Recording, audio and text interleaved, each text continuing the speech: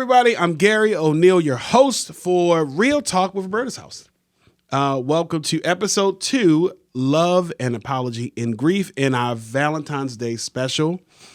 Grief has a profound impact on couples and families, affecting them in various ways. And so for episode 2, we have an amazing guest here today. We have Miss Erika Lloyd. How are you doing today? I'm doing well. All right, and a little bit about Erika. She is a behavioral health clinician with a focus on marriage and family therapy. Ms. Lloyd has worked with a diverse population of care, from eating disorders to addictions. She also offers faith-integrated therapy. As an MFT, she takes a non-pathological approach to problems experienced by individuals, couples, families, and groups. And again, welcome. It's a pleasure to have you on the show. Thank you so much. A pleasure to be here. All right. So happy Valentine's Day, and it's Valentine's Day and / Single Awareness Day. Depending on where you fall. Yeah, there you go. And so today we're talking about, again, love and apology in grief. And of course, grief has that profound impact, and we're talking about communication struggles. So grief can make it challenging for individuals to communicate effectively with their partners and family members. People may withdraw or lash out in anger, leading to misunderstanding. We also talk about emotional distress. I know you've probably dealt with that in your sessions. Sure, absolutely. Conflict, role changes, where we have the loss of a loved one can disrupt the family dynamic, as well as support systems. So while a lot of people may come together to support each other through those grieving processes, others may struggle. And because they struggle to provide or receive support effectively and are not able to handle it, they sort of fall apart. Sure. And so this is one of my favorite topics. And Erika and I have actually talked offline about this amazing, both apology language and love language. So I guess we should talk about it first, right? Yep. All right. So do you want to go over what love languages are? Sure. I think it is helpful, and I think the responsible thing to do is also to talk about what is not before getting into what it is. Absolutely. So Dr. Gary Chapman created this theory of love languages. So this is not an empirical model. This is not comparable to something like emotionally focused, couples therapy, a really complex model where you need a degree of clinical insight in terms of its application. So this is not that. This was created by a pastor who was offering pastoral counseling to couples, and he noticed something. He noticed that there were some discrepancies in how partners defined love. He noticed that individuals sometimes were going through great lengths to show their love, and it was going unacknowledged. So from that, he concluded that there's some variance in how we want to receive love and also how we demonstrate love. So that's how we came up with this theory. It is very, in terms of self-help, is very user-friendly. And I would say it's very effective in really fostering empathy and attunement in relationships. So empathy, I feel what my partner feels. Attunement, my partner feels felt. So I would say that this model is worthy of discussion. Yeah, I really love both languages, and of course we'll talk about love first.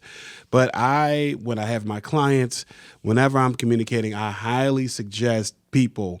And again, Erika said, hey, this is not it. So this is just a user-friendly tool. So this shouldn't be the end-all be-all, right? Absolutely. Right. So, and we're going to I always tell people, hey, just take the test. Yeah. It's really about how you want to be loved. So in the comment section, in the detail section, we'll actually give the test. So that way you can find out what your love languages are. And there are 5, and we're about to go through them right now. And again, this is not just for romantic relationships, no, right? Not at all. Any relationships, parent-child relationship, romantic relationships, even your relationship with yourself. See, even with yourself. So can we tackle the 5? Absolutely. All right. So 5 love languages. We'll start with words of affirmation. I would say the most self-explanatory one. So this has to do with verbal appreciation, validation, and just praise. Whenever I think of words of affirmation, I think of a woman just got her hair cut, husband said absolutely nothing.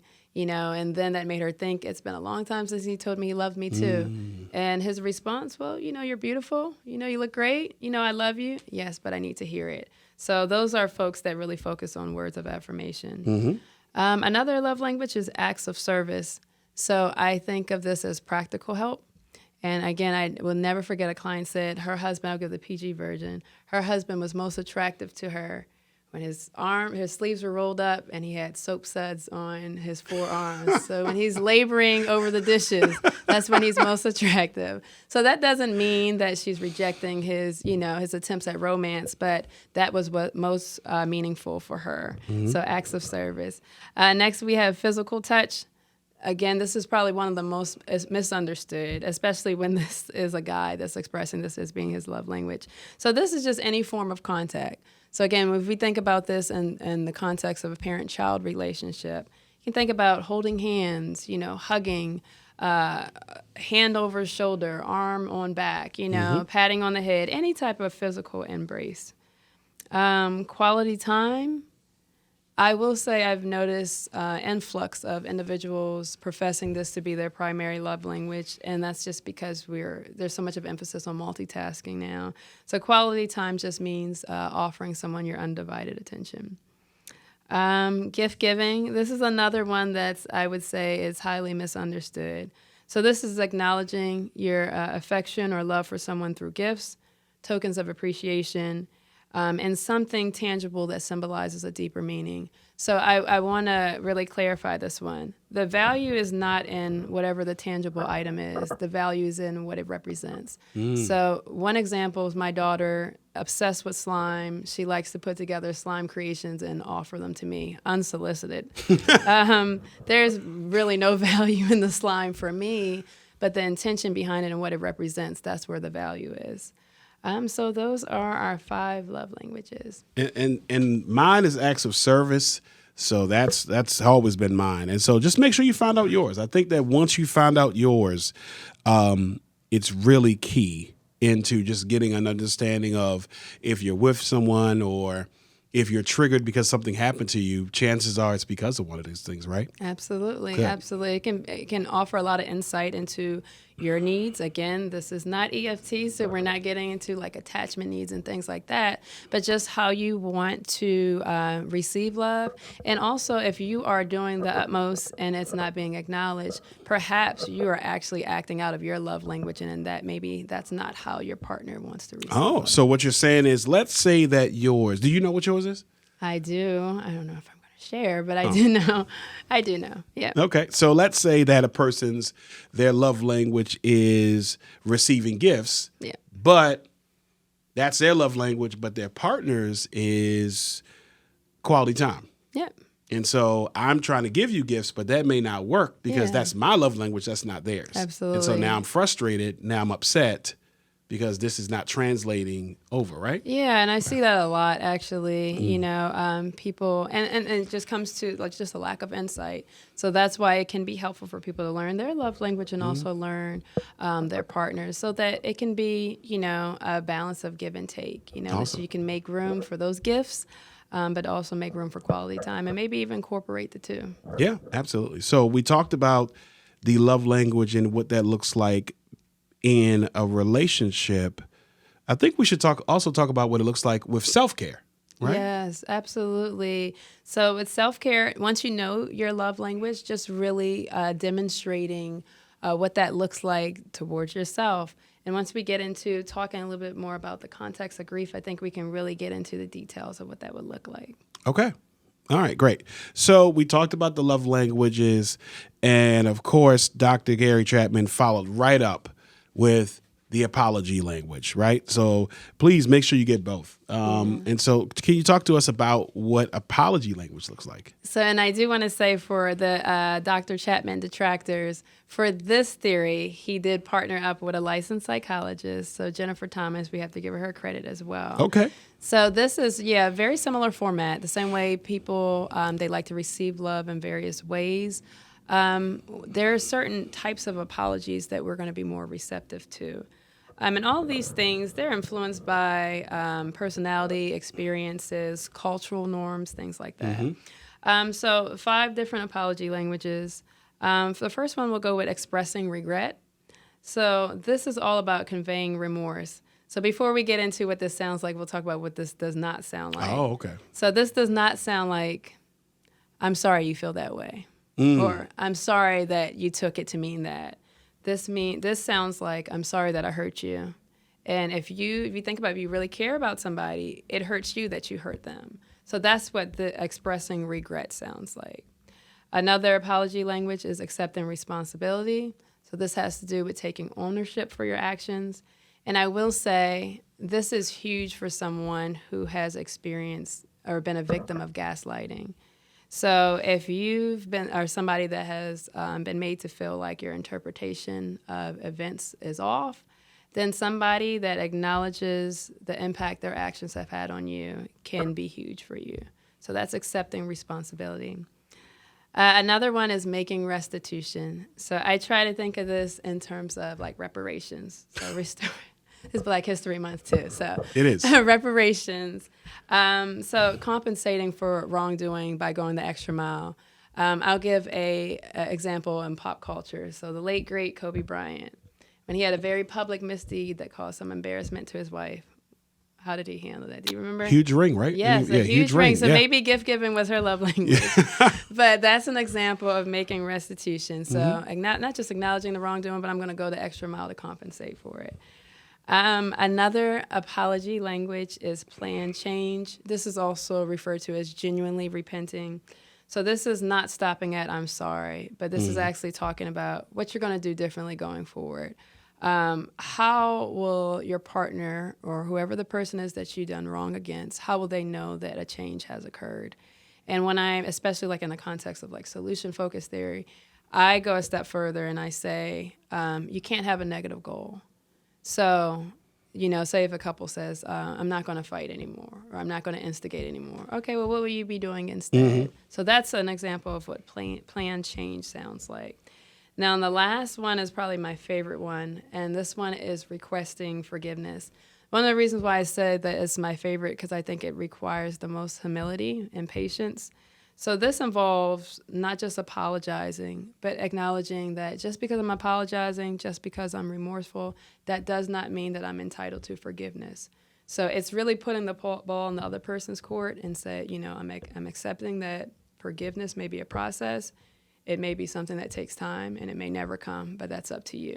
So it could look like, I'm sorry for what I've done, and that I've hurt you. Can you forgive me? Yep. Can you please forgive me? Yep, absolutely. And understanding that is a multiple choice question, so. Yeah. Oh, that was great. Okay. So we've highlighted them in terms of the love languages and what that looks like.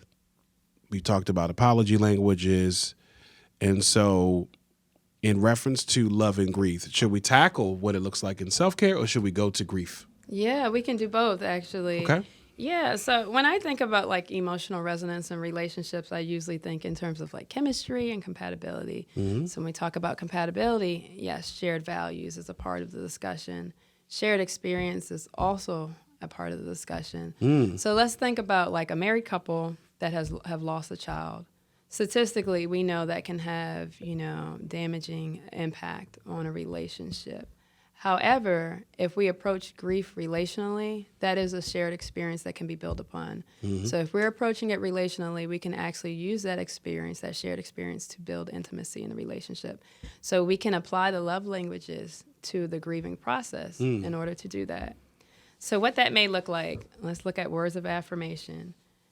So we know a reaction to acute grief, there's some depressive symptoms that may cause somebody, to withdraw, stay in bed, things of that nature. Words of affirmation may sound like just acknowledging the effort somebody put into getting up and getting out. So, you and your partner are grieving, just acknowledging the effort they're putting into functioning. If someone lost a child and say they have no surviving children, validating their identity as a parent still could be an expression of words of affirmation, during the grieving process. So can you give us an example? What would that look like? Yeah, well, we actually have a group here called Still a Mom. So it's for mothers that have lost a child, just to be validated and considered as a mom, that can be considered words of affirmation, validating their identity as a parent in the midst of their loss. Okay, thank you for that. Yeah. So another example, gift giving. So the African American community, we have this down packed in terms of expressions of grief, mourning, RIP shirt, the medallions, the badges. Even on cars. On cars, absolutely. I mean, we kind of have that down pack in terms of outward expression of grief. So gift giving may be, facilitating that process for somebody, having a charm made, having a T-shirt made, bumper sticker, whatever it is, to honor the legacy of the person that was lost and also acknowledge the grief of your loved one that's surviving. Okay. So that's an example. Another one would be acts of service. This is really big in my family and, various cultures. So it could be, say a survivor of, a spouse that passed away, going over and cooking for them, helping them with the funeral arrangement. Anything that relieves their responsibility would be an example of acts of service in the context of grief.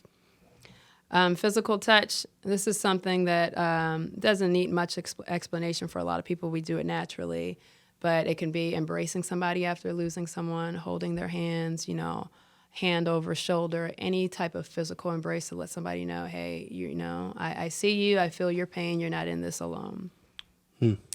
And quality time. Now, I do have to acknowledge the Jewish community, I would say, really has this down packed. So they have a practice called sitting Shiva. Okay. And we see this in the Bible as well. When someone is mourning, others will gather and just sit in silence just to show support. And so that's an example of what quality time, what it would look like to kind of minister to that love language in the context of grief. A lot of times there are no sufficient words when there's a loss, especially a traumatic loss, but our ministry of presence can convey all that needs to be communicated. So. And it's okay sometimes just to say nothing. Absolutely. Sometimes it's appreciated. Yeah. Yeah.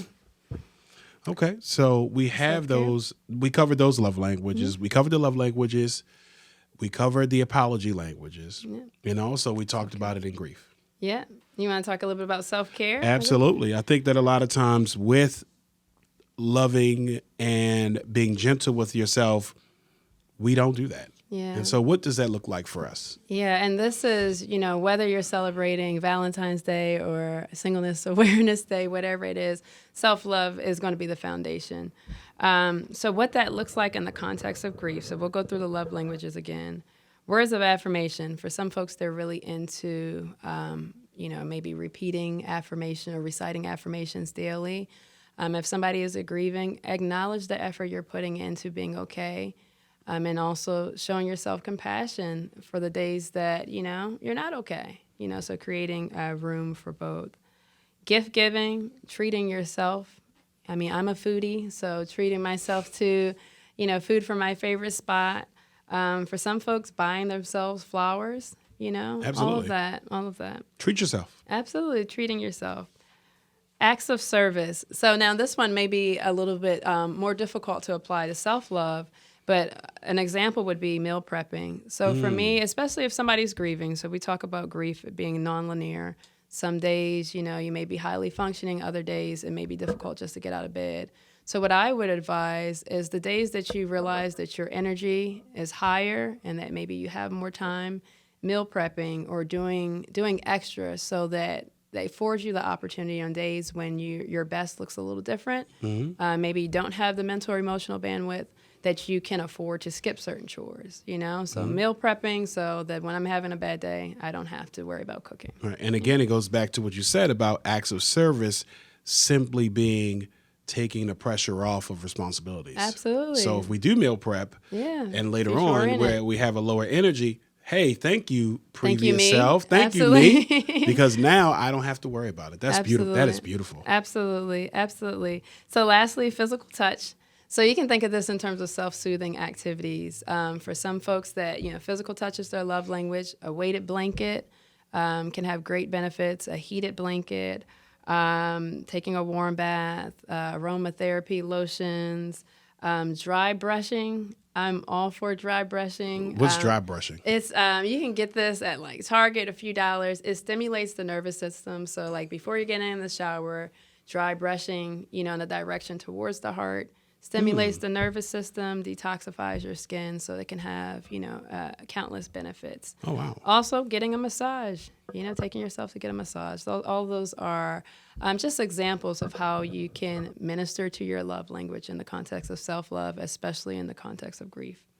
Thank you for that. Sure. Thank you. We appreciate you here. Yeah. And I hope you feel appreciated. Thank you. Likewise. All right. Likewise. And that ends episode, as we've wrapped this up, we did want to start doing something new. So, Miss Lloyd, before we end this. Okay. Oh, did you have something else? Yeah, I was just going to talk about apology languages and grief. Yes. I'm sorry. Okay. I'm sorry. Yes. You're good. Apology languages and grief. Yes. So I do want to say, it's natural a lot of times when we're grieving for us not to take a relational approach. And so we'll use the example again of a couple that lost a child.